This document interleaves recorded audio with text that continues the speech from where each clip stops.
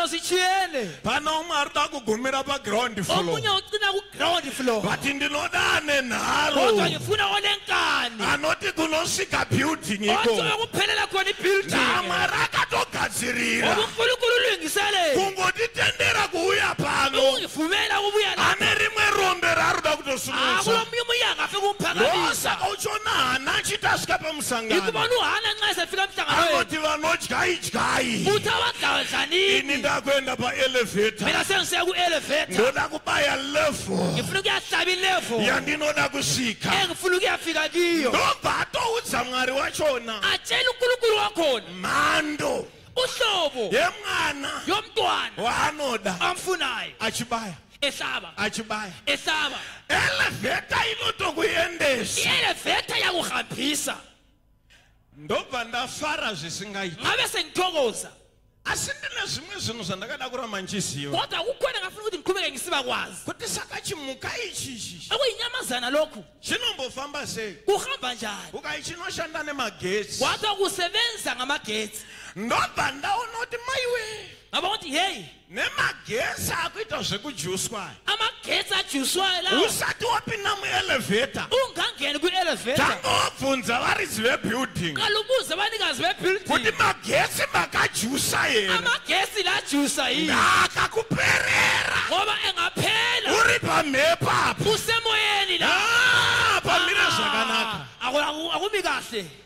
Ndibvunziro ari padhuze nokuti magetsi Uzimakela edenga ukuthi amagetsi ezulu wakajusa here. ujusile yini? Uri connected here. Uconnected yini? Aimbobvunza ari padhuze newe Uzimakhelwane phela. kuti magetsi edenga Ukuthi aripo amagetsi here. ezulu akhona la. Muri kunzwisisana here namudala? Iyazwanana yini lo mdala?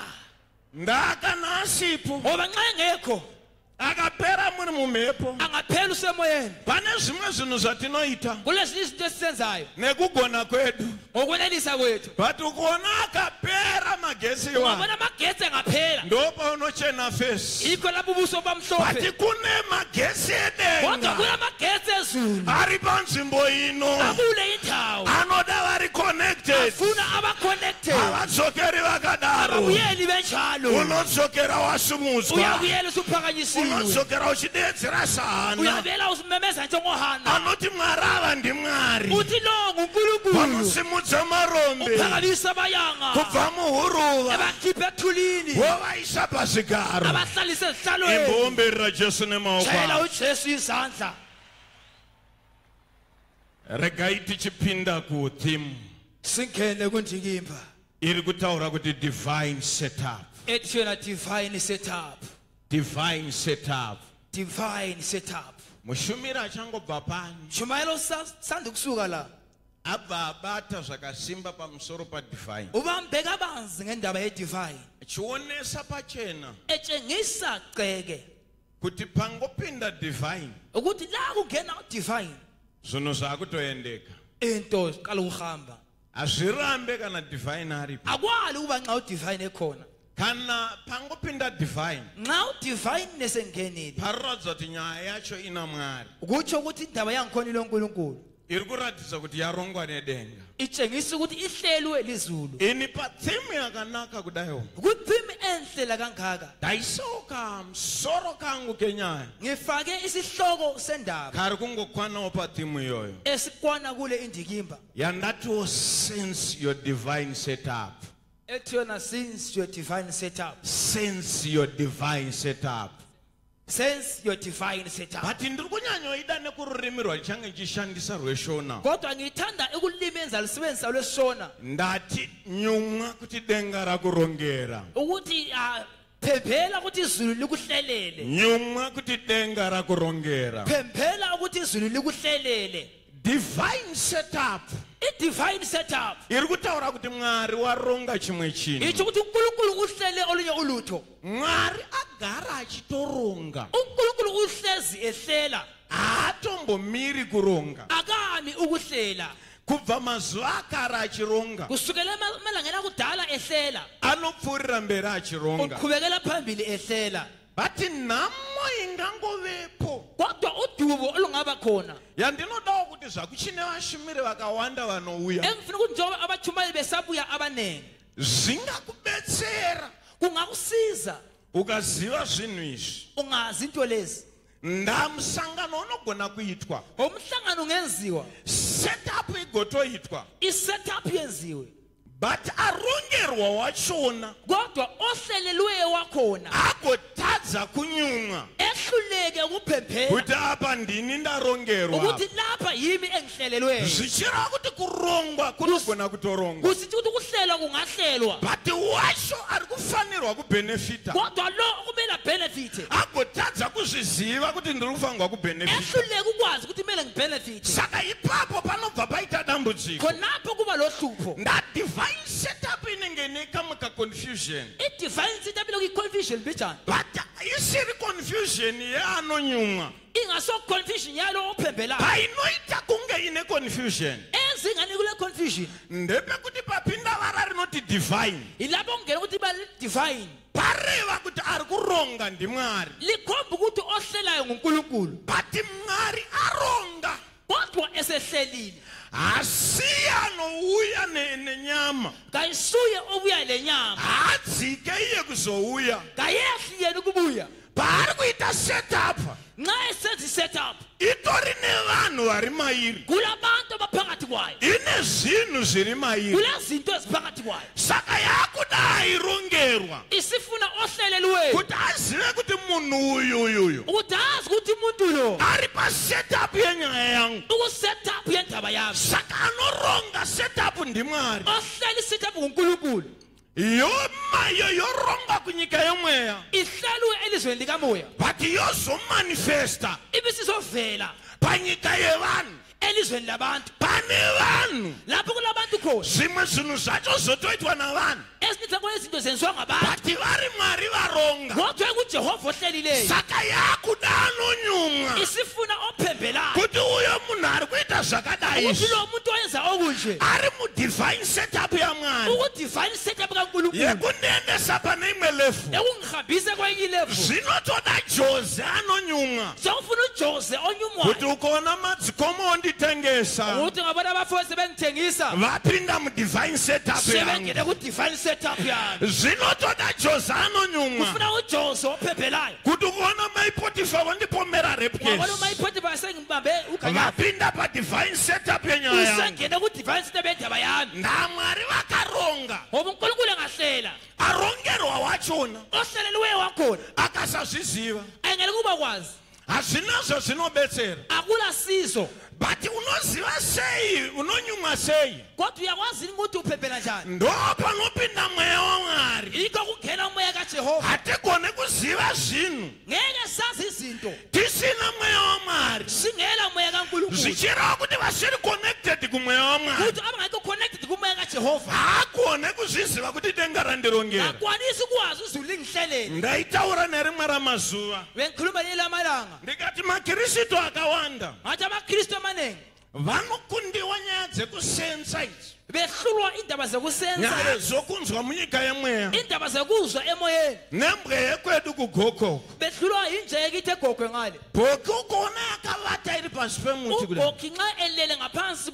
komthunzi, muroora achangoroorwa achibikapo umalukazana osanda kulotshola engena, hayi bhoki yaigona kutaura ubhoki ngathi wayekwanisa ukukhuluma, yaiti mai guru nhasi musawanza sadza wayenza ukuthi mamdala namhlanje ungandisi isishwala, chona ndivete pandakavata pana ungibona ngilele lapho ngilele khona, mhino dzangu idzi amakhala ami lawa dziri kundiudza kuti kunjanjuko angitshela ukuthi esiporweni ngale kune dongi rakarohwa nechitima ikoko kule donki yachaya isitimela ngikhona ngayo, saka inini handisi kudya pano nhasi namhlaka ngidli lapha ndakuenda kune zvandanzwa nemweya sengisiya lapho engizwe khona ngomoya. bhoki inoguta isati yasumuka Ubhoki ahle asuthe ngasuku inotoziva kuti kwandakuenda uku iyakwazi lapho sengisiya khona, inonyuma kuti kune chikafu changu iyaphephela ukuthi kulokudla ndiri kwazi kudawo mwanasikana anonyumwa angifuna intombazane ephembelayo, muchato wake usati waitika umtshado wakho ndiri ungenzakala, kudawo mwanakomana anonyumwa ngifuna ijaha eliphembelayo, kambani nebasa rake ikhampani lomsebenzi wakhe asati aenda pakambani iyoyo engahambi kuleyo khampani. eliyaza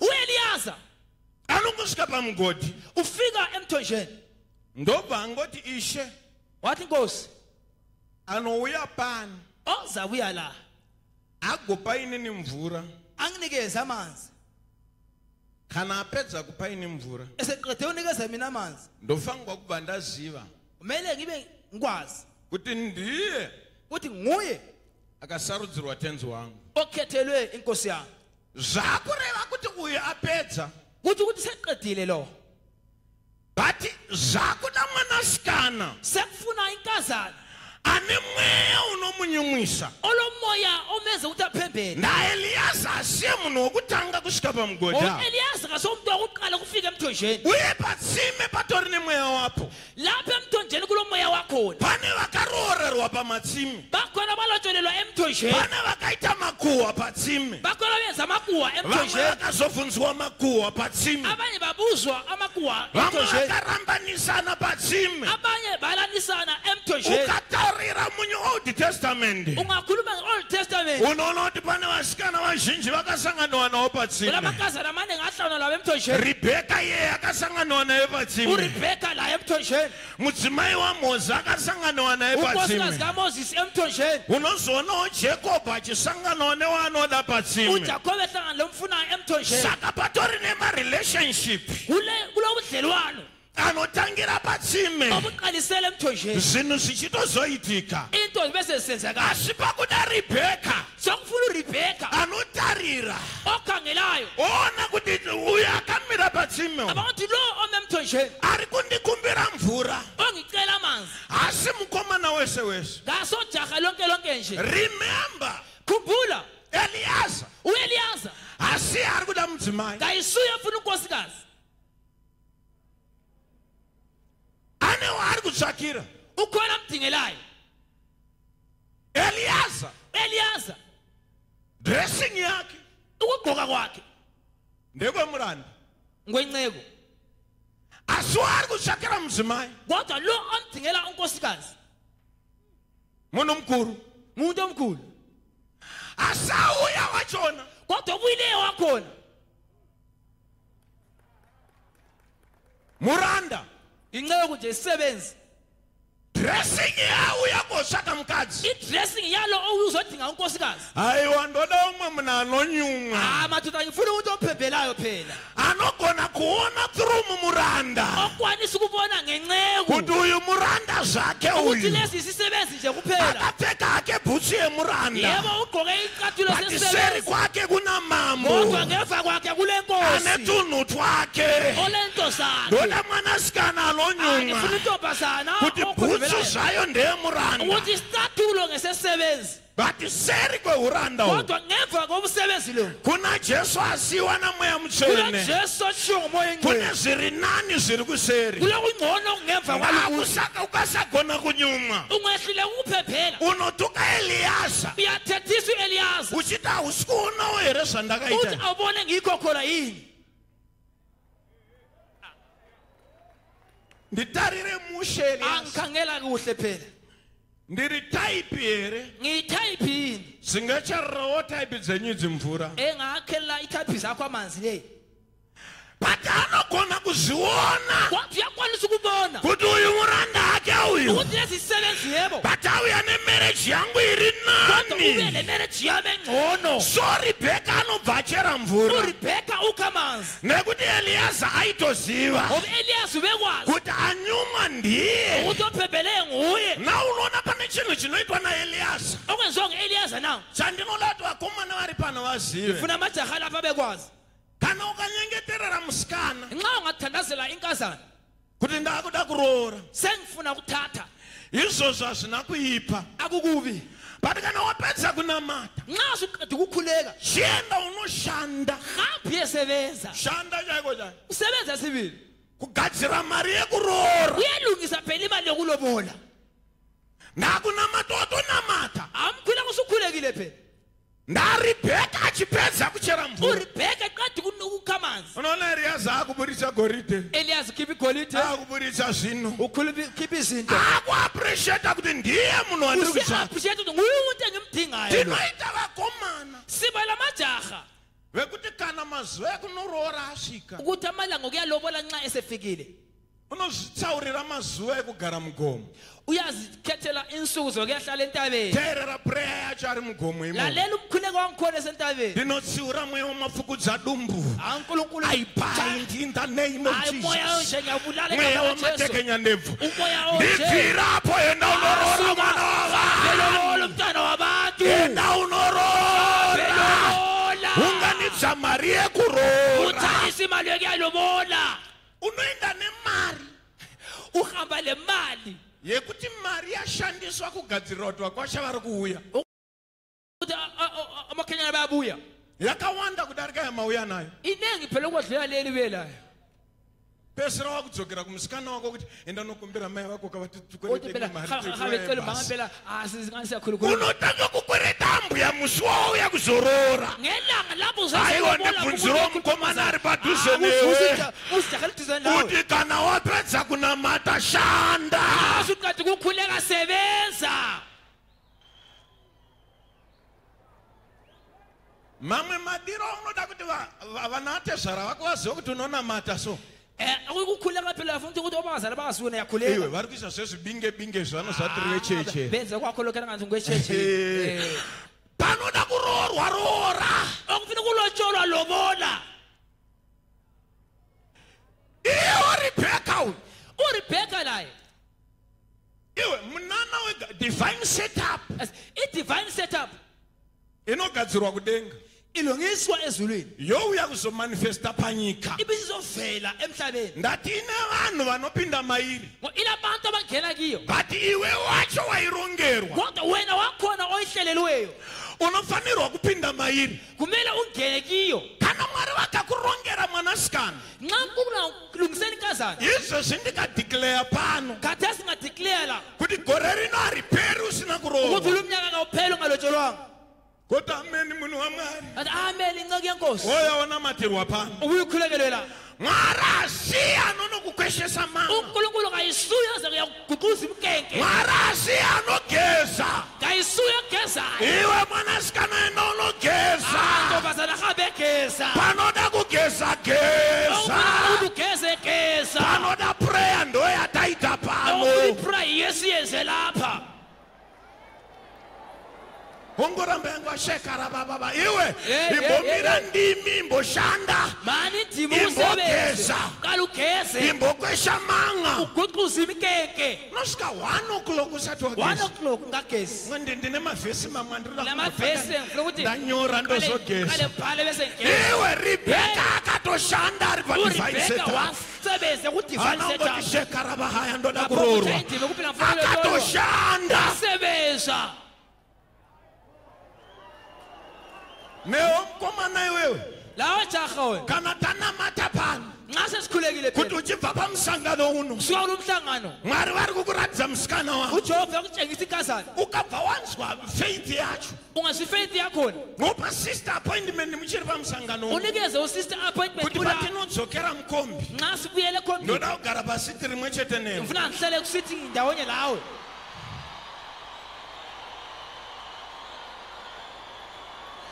wagara pasiti rimwe chete naye selihlezi ndawonye chirega kupedzera mwana wavanhu nguva ungaqedeli umntwana wabantu isikhathi kuti apasta vai vakabharidza ava mfundisi aivepo akavahwa vachiparidza laye wayekhona bechumayela taura nyaya yako iwe khuluma indaba yakho unopedzera mwana wavanhu nguva uqedele umntwana wabantu isikhathi kusvika goko kochingoti usefike gogo iwe taura nyaya khuluma wafambira indaba oyihambeleyo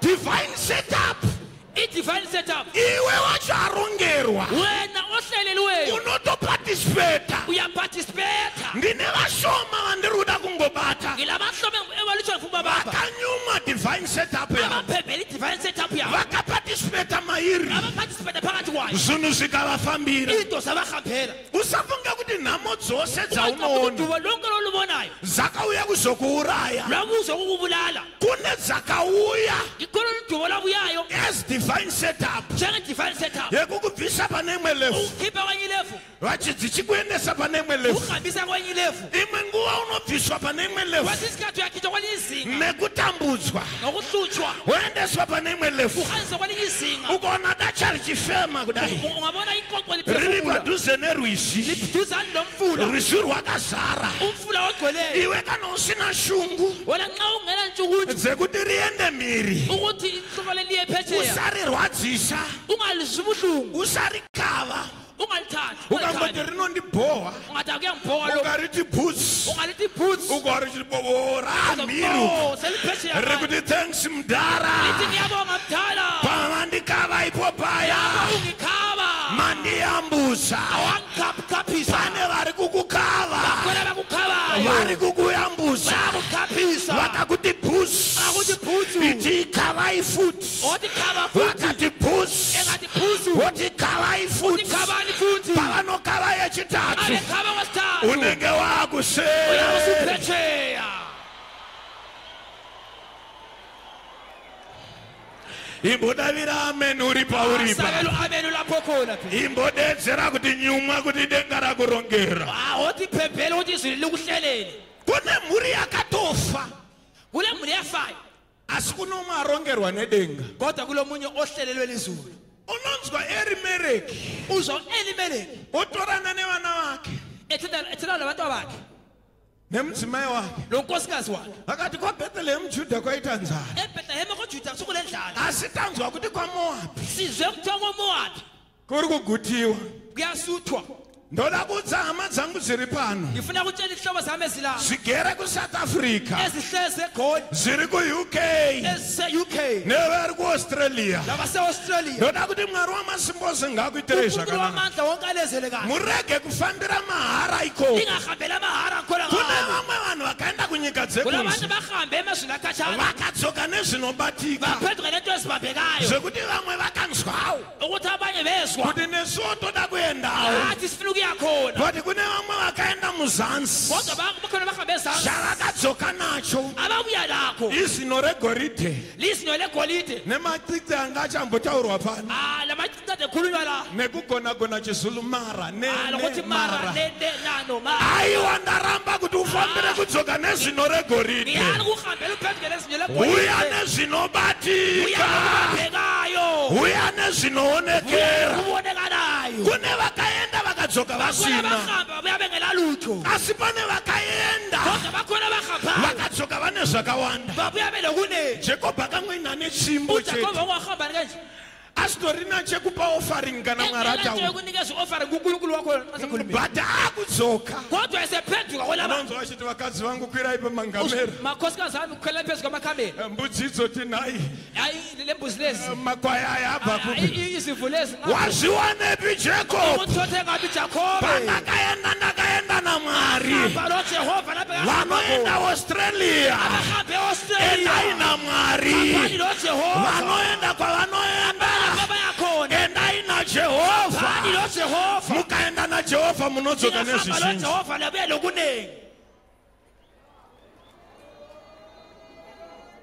ndobva asumuka nemhuri yake waphakamele muli yakhe hakuna chine musoro akula nto lengqondo chaunonzwa chavakanoita kwamoabhi oyizwa ukuthi bakwenza sebekomowabi kana pane mhuri yakaita mbiri yekufirwa nxa kule muli eyaba lodumo lokufelwa apa vari vaenzi lapho beyizethekeli wazva zvakaoma mazita chaivo vanhu vasati vakumabata yazi kunzima sibili amabizo abantu bengawabantu ngangoti vaya vachangouya muraini muno vaya kuthiwa labana basanda kufika elayinini lethu kwaitika rufu sokulemfa development yakangoitwa kwamoabhi i-development eyenzakala emowabi ndeyekufa nekuroora ngekufa lokuthatha kuno umwe munhu anofunga kuti muupenyu kulo muntu othi empilweni akazvarwa akaita vana akafa engazalwa abe labantwana afe zvaringana sokwanini notoona neparufu vanhu vachifunzana uyabayi le mfene abantu bebuzana bamunini mane vana vangani abancane labantwana bangaki ndichine vaviri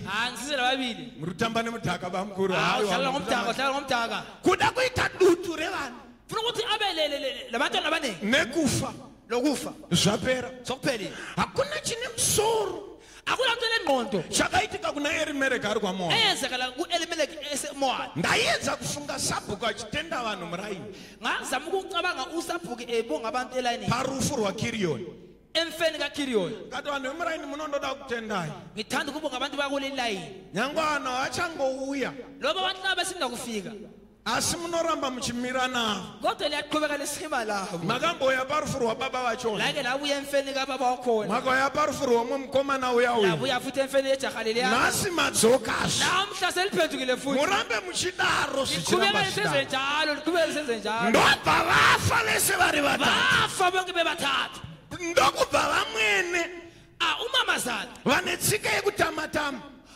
olomkhuba wokudlaladlala vangoti varume vafa sebefile amadoda ndobva vati gare gare wahlalahlala sikayasikana makazana mumwe nomwe ngazive kwake omunye lomunye akazi ngakibo indine kumusha kwedu mina ngithi kuno ndokwenyu lapha yikho ngakini zvino ndanzwa kuti kwedu kwagutiwa ngizethwa ngithi sokusuthwa ngani ini ndakudzokera kwedu mina sengibuyela ekhaya sarai vasikana salani mantombazana mwari akuitirei zvakanaka unkulunkulu alenzele kahle ndokubva umwe muroora omunye umalukazana ati uyai ndikutsvodei vamwene wathi kuya nguqabuje mamazala ndokubva ati ndakudzokera wathi sengibuyela bati pano umwe mwanasikana anonzi Ruth ukhona omunye uthiwa nguruthe akanyumwa waphemphela akati asi vanhu ava vakambovingei kuthi kuno abantu laba balandani la vangongouya kuzofa babe kuba kuzokufa nekudzokera lokubuyela apa pakuda kunyumwa apa lapha sokufuna umuntu ophemphela zvimwe zvinoda kunyumwa akuye ufuna ukuphemphela makuva arapo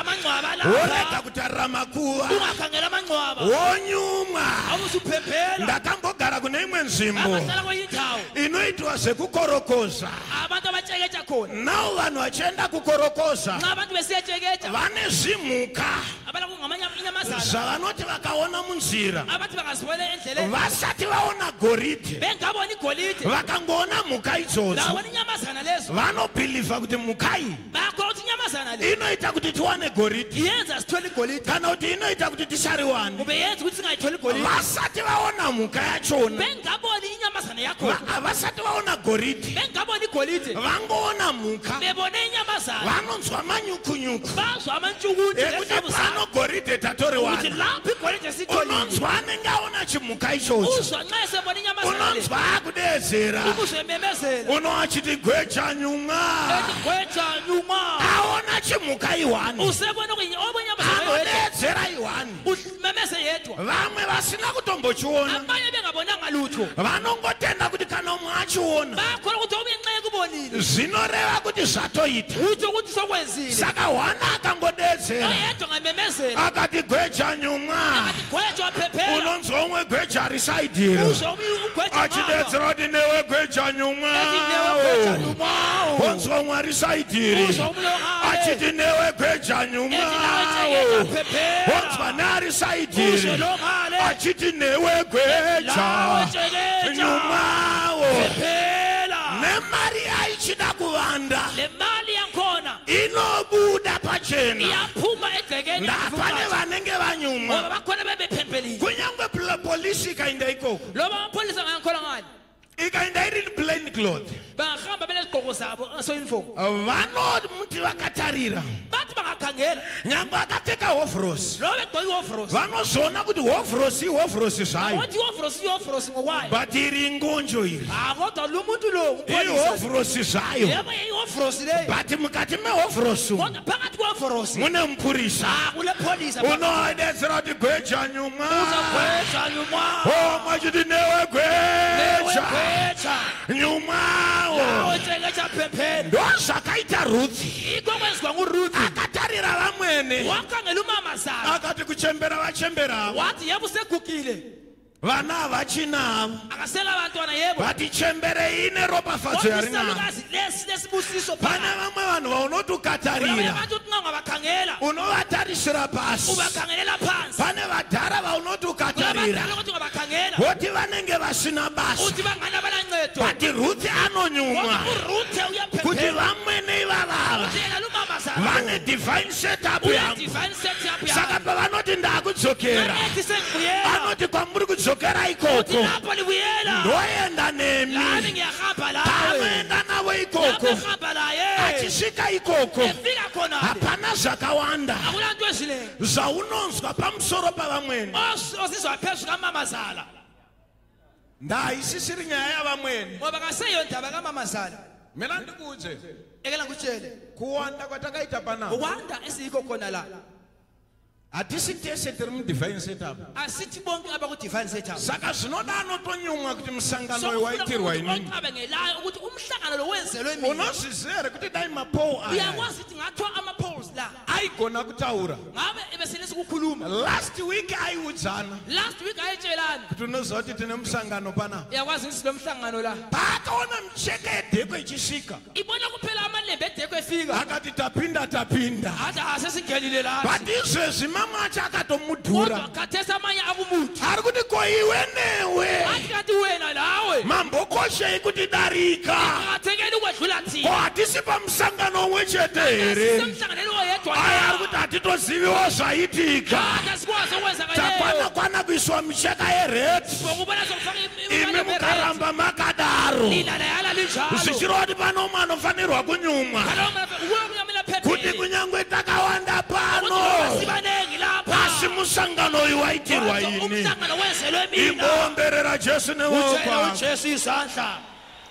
anonyumwa hamirirewo tako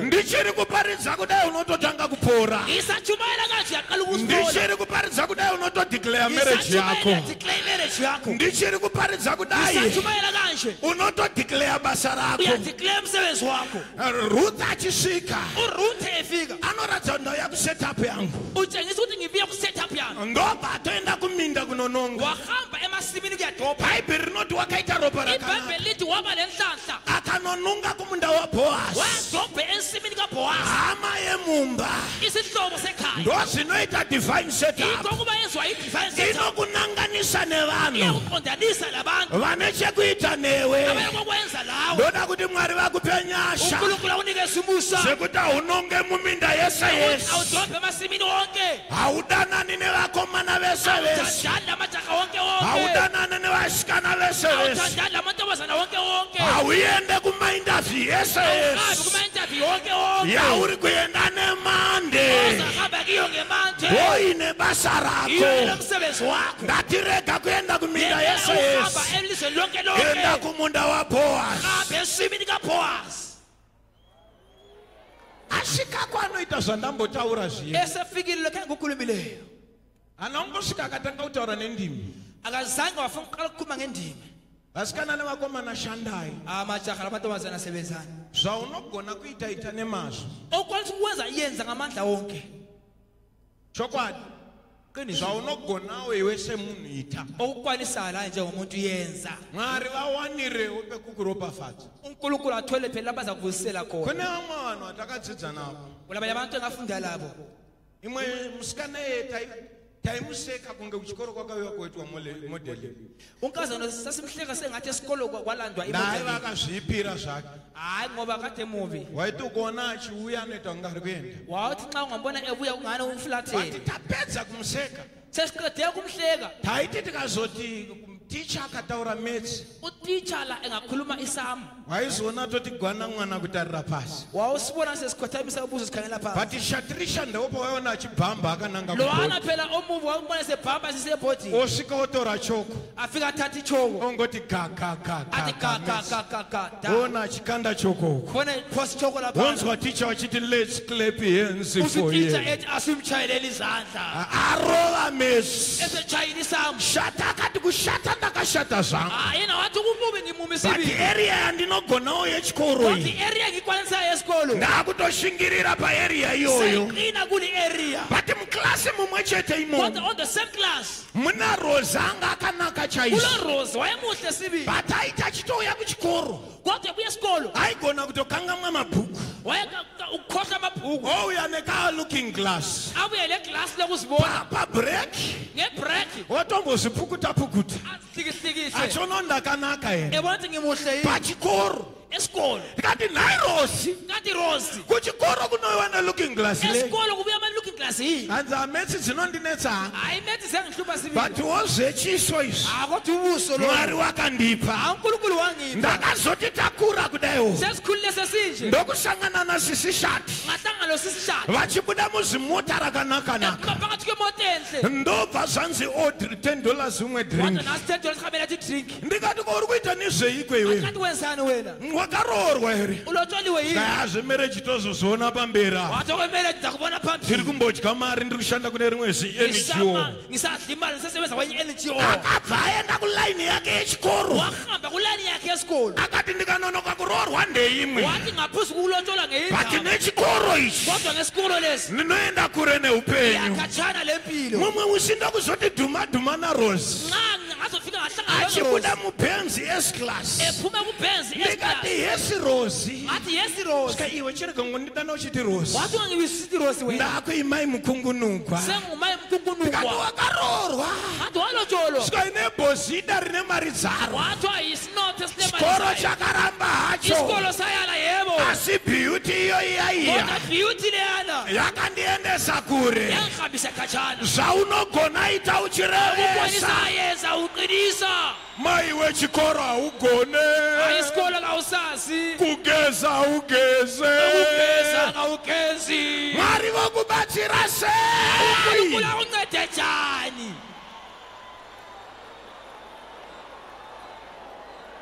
ndiudziro ari padhuze nokuti participate in your divine setup angitshela umakhelwane ukuthi participate in a divine Ruth setup akasvika akatanga kunonga uruthe waqala kudopha but pane chinhu chisina kukangamuka naRuth kule nto engasengikhohlwe nguRuth kuti ndiri kunonga hangu ngiyadopha yebo asi ndiri musingu kodwa ngumsingu saka waita achinonga ngaphe dopha uku achitaimira ngaphe thayimela uku achinonga ngaphe dopha uku achitaimira ngaphe thayimela mwanasikana kana wakuimba ntombazana nxa uhlabela rega kuimba sagogoningi ungahlabeli njengogogo imba zvinoratidza kuti uri sister ahlabela njengosisi phela avangondimise Ndimishe. wemba ino haiwa imbawo zvinoatracta ahlabela phela unofamba uchitongo kurwira mumakomba kuleyo ngani uhlamba ngani haiwa prikostepi nomsoro hamba kuhle phela ruthi achinonga uruthe dopha achitaimira ngaphe thayimela achinonga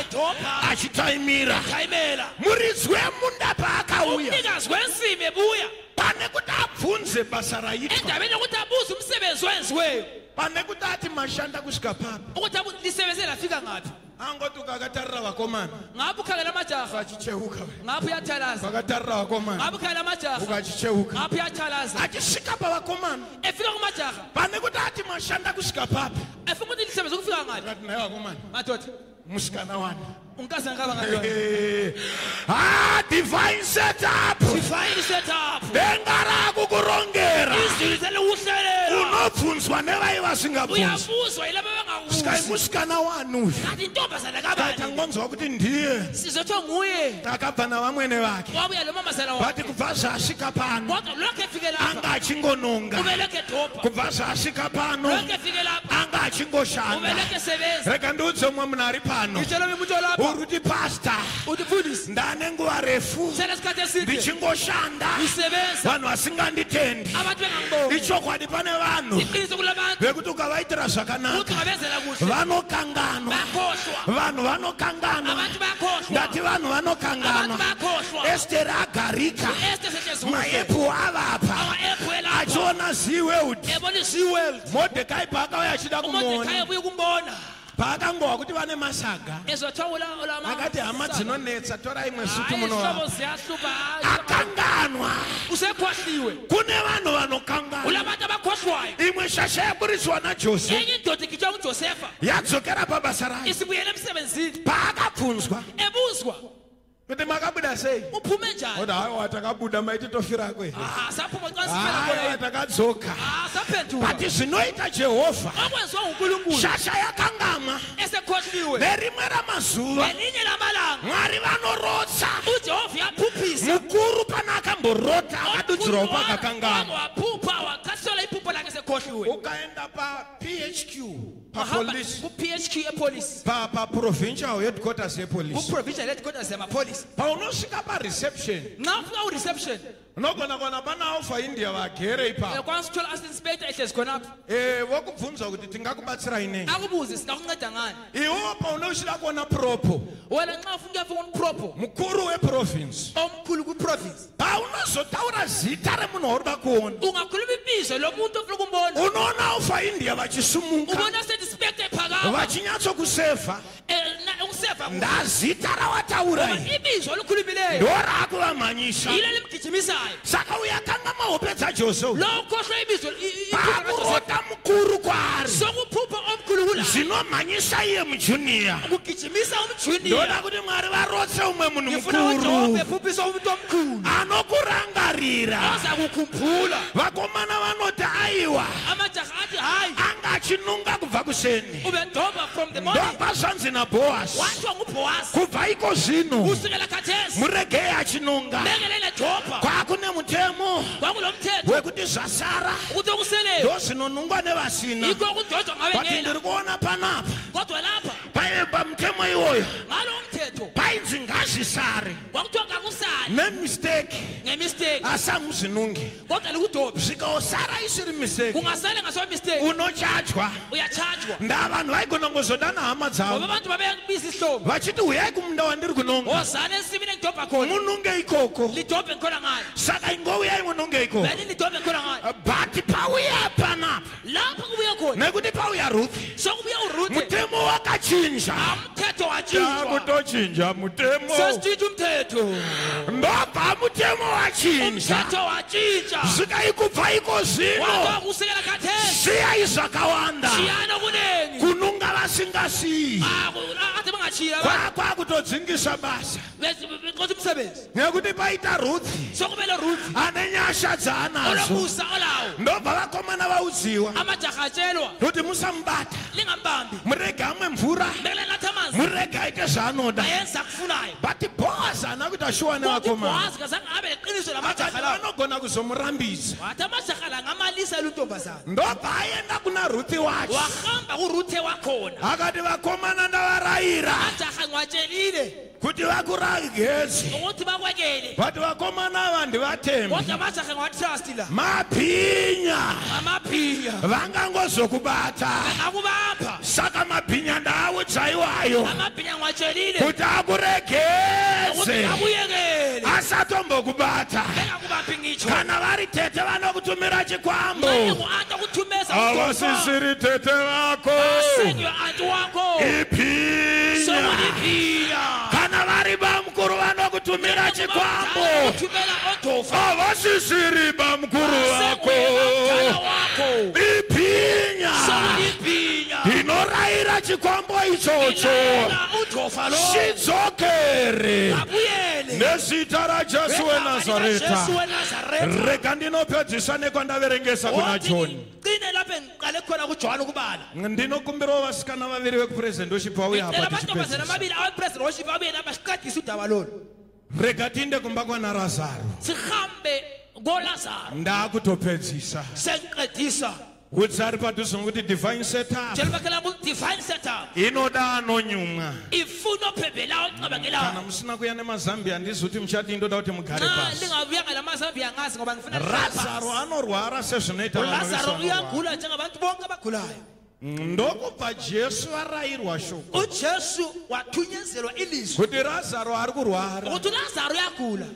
jesu vanonzi vazvinzwa uJesu kuthiwa esekuzwile ndobva vaita dzimwe 2 days wama lesine 2 days vasati vaenda engayi lapho ndobva azosvika pakufa wazofika lapha afa khona afa esefile vakati regai titumire munhu kwathi nxa sithumele umuntu achiuya hake kuri kurufu abuye nje emfeni ndobva hanzi pamusoro ipasta kwathi mfundisi kwai razaro wenyu wamunodiswa takakudzai pai wamunodisa uLazaro lonomthandayo singasakutshela ngaye lapha kwanza atozofa usefike lapha afe khona jesu ndokupfuurira mberi uJesu aqhubeka phambili achiti tata papi gara zviya ngenje ngenje bese singabafundi ba tata kuda kuita lesson ipi ngenje bese sifungeza iphi lesson ndoba Lazarus asvika pakuvigwa uLazaro wangcwatshwa Jesu ndokubva kwaazoenda Jesu ikora basihamba khona pataverengesa panoti esibala khona ukuthi asvika parufu pamba pana Lazarus esefike ngala kwaLazaro parufu panouya vanhu vakasiyana siyana emfeni kubuya abantu abatshiyeneyo vamwe anoya uzona kuti nekofini remari abanye bafuna ukuthi icolfin yangikhona ngale malini vamwe vekuti havabvipo vasina kuona chituna abanye abasuki bengabonanga isidumbu zvokuti nyangokai kwaungoda hama dzepadhuze nekuda kwenguva kuphela eseduzane ngenxa yesikhathi vanotokwana pahama dzekwamainini dzekwasekuru vekwamainini kuhlobo zabo bamncane lakubani bani kuti angokwana pakuona chituna ufuna ukukwana ekuboneni isidumbu vachichema vachitaura zvakasiyana siyana bekhala bekhuluma kutshiyeneyo mutemo werufu vasikana umthetho wemfa amantombazana unoti munogara pasi uthi lihlala phansi mogara pamachira lihlale engutsheni ndo zvinoita mutemo werufu yikho okwenziwa umthetho wemfa wese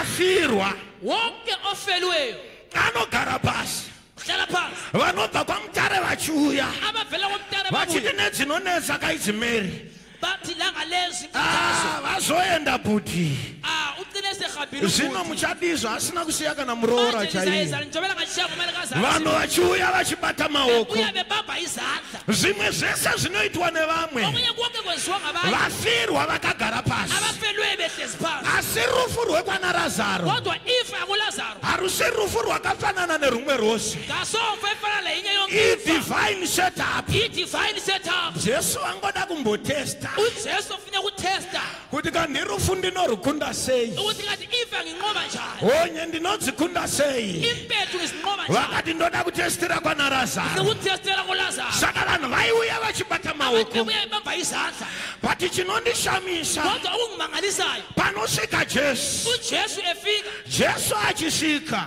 ujesu ndokubva Martha uMartha anyumwa Martha sumuka waphephela sukuma Martha ndokubva abvisa mutemo wakhipha umthetho werufu wemfa varume parufu madoda emfeni havasi vanhu vese vanomirirwa ayisi wonke abantu kuna abamelelwayo vamwe vekuti nyange vakasvika usiku havana lo basa muntu angazafika busika kwela ndawo vanhu vanongoti haiwa ndinhingiwo zvivatira nguzibani bani but kuno umwe wekuti akasvika omunye ngafika vanhu vese vanomuka abantu bonke bayavuka meri ndokubva asumuka uMartha wasukuma pane kuti jesu auye ukuthi ujesu abuye abate Martha maoko akagara pasi abamva uMartha izandla hlezi phansi Martha ndokubva anyumwa uMartha uyaphephela kuti jesu vakangoti bata maoko ukuthi xa ujesu angibamba izandla takagara pasi sihlezi phansi zvavharana sokuvaleni ndobva taipi yauya wathi iyi thayiphi lebuye haisiye kurega ichindibata maoko siyokwekela ingibamba izandla handirege jesu achindibata angekela maoko ujesu engibamba izandla handirege jesu achindibata angekela maoko ujesu engibamba izandla nyaya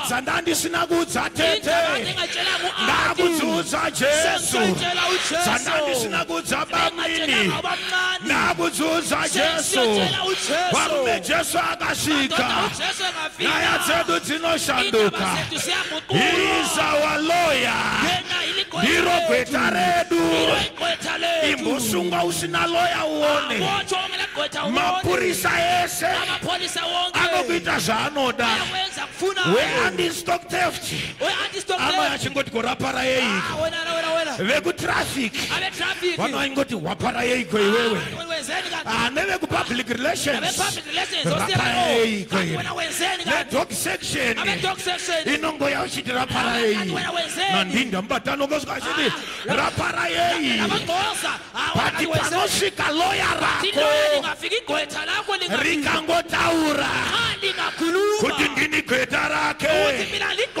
unonzwa kui Mr. Ningi handati naumbokushungurudzai nekuti kwauya gweta rinomiririra varume tine loya rinomiririra marombe varume tine loya rinomiririra chirikadzi tine loya rinoti rikasvika pachirwere rinobvisa masagara pasa usati wanyumwa ndokubva Mary Martha asvika pana Jesu akati Jesu daimai muri pano nganzvadzi yedu yangadai isina kufa but in other ways Mary ari kuti ndiri kunyumwa Gweja nyuma. Newe gweja nyuma.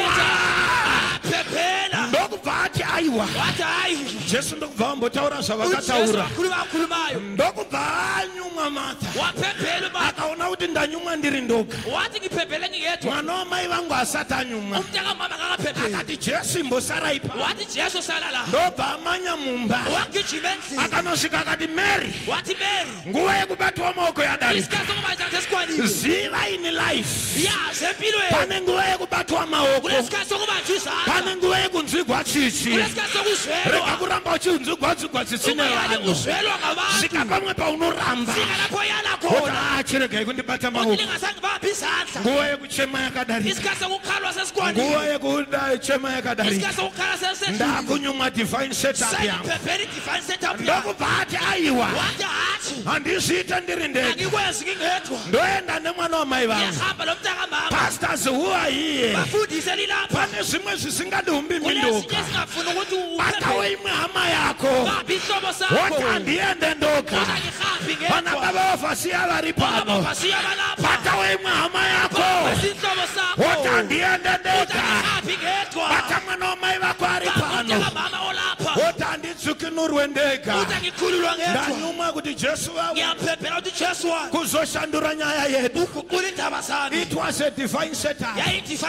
Zvinhu zvakaitika in your life. President worship ichifamba ichiuya. Hazvina kuitika kuti uparare. Kunonoka kwaJesu kuya kurufu.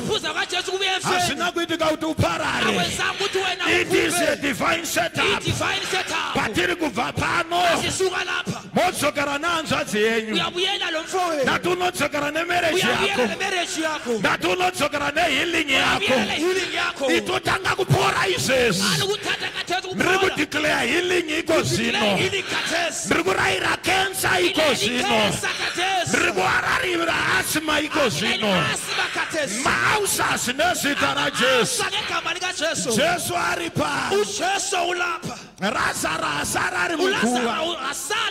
Ndandonya yafambirwa naJesu. It is a divine setup. Inoda vanonyumwa. Inoda vanozinzwa. Kuti Jesu havana kuuya kuzotichema. Wauya kuzogadzirisa nyaya yedu. Ndoda kuti usumudze maoko ako uri pauri. Imbotanga kunyengetera. Imbotanga kunyengetera. Kuti Jesu chamawira munyaya yangu. Ndo chinogadzirisira nyaya yangu. Haurambe wakadaro. Panopera musangano uno.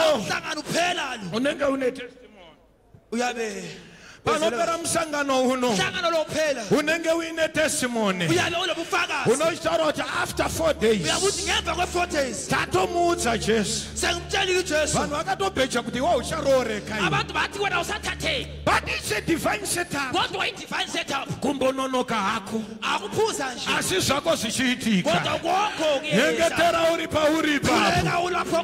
Ndoda kuti